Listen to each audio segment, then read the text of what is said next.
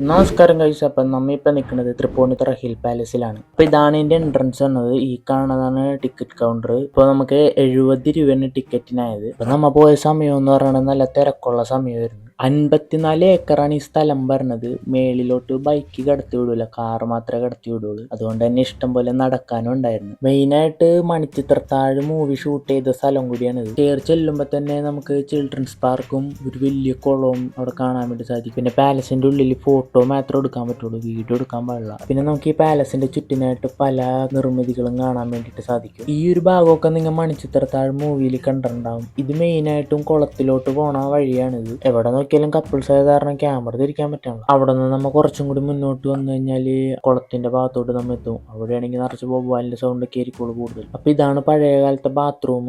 ഒരു ചെറിയ ഹോളാണ് ഇതിനുള്ളത്. ഇതിലിരിക്കണമെങ്കിൽ നല്ല എക്സ്പീരിയൻസിന്റെ ആവശ്യമുണ്ട്. പാലസിലെ മെയിൻ കുളം എന്ന് പറയണത് കാടൊക്കെ പിടിച്ചു കിടക്കുകയാണ് ഇപ്പൊ. പിന്നെ ഈ കുത്തി നടക്കണ വടി അവിടെ ഇഷ്ടം പോലെ ഉണ്ടായിട്ടാ പല മോഡൽസിൽ. പിന്നെ നമ്മൾ അവിടെ നിന്ന് ഇറങ്ങിയിട്ട് നേരെ വന്നത് ഈ മ്ലാവും മാനൊക്കെ വളർത്തുന്ന ഒരു സ്ഥലമുണ്ട് ഇവിടെ. ഇഷ്ടം പോലെ മ്ലാവും മാനും ഉണ്ട് അവിടെ. അവിടെ നിന്ന് സ്റ്റെപ്പ് ഇറങ്ങി താഴത്തോട്ട് വന്നപ്പോഴാണ് ഈ ഒരു ഗുഹ കാണുന്നത്, ഒരു ചെറിയ ഗുഹ. എന്താണ് ഇതിന്റെ ഉപയോഗം നമുക്കറിയാൻ പാടില്ല. പിന്നെ നമ്മൾ കുറച്ചും കൂടി ഇങ്ങോട്ട് മുന്നിലോട്ട് വന്നപ്പോഴാണ് പുള്ളി ഒഴിക്കുന്നത്. പുള്ളിയും ഈ പാലസും തമ്മിലുള്ള ഒരു ബന്ധം എന്താന്ന് നോക്കിയിട്ട് നമുക്ക് ഇതുവരെയായിട്ടും പിടികിട്ടിയിട്ടില്ല. എന്തായാലും കൊള്ളാം. അവിടെ എല്ലായിടത്തും നടന്ന നമ്മൾ മൊത്തത്തിലൊന്ന് ചുറ്റി കണ്ടിട്ട് നേരെ അവിടെ നിന്ന് റിട്ടേൺ അടിച്ച് ബാക്കി അടുത്ത വീഡിയോയിൽ